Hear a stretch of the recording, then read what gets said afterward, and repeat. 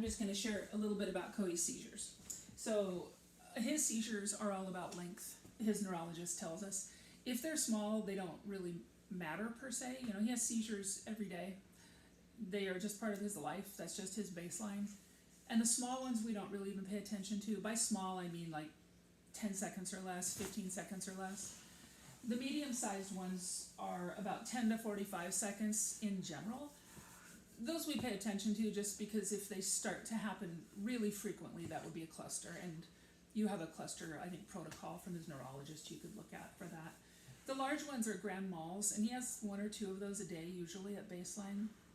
Those look pretty dramatic, and there are lots of flailing and jerking, and you know, those are sort of the classic seizure that people know. And you know, they look a bit crazy, but they happen every day. So in our house, they're pretty ho-hum. He's never required a 911 call for any of his seizures ever. His big ones even are always about 90 seconds or less.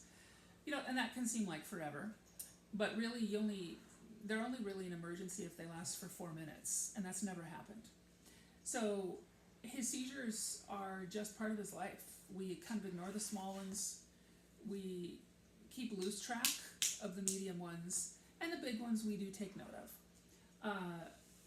But in general, seizures for me in our house are no big deal. The breathing involved in them can sometimes be a thing where he will desat, and I'll address his breathing stuff in another video. But in terms of seizures, they just happen. They just do.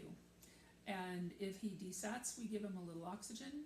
We position him, you know, you do all of the things. But you can just assume he'll be having seizures off and on throughout the day. And that's okay. And that's all he knows. And that's part of his life.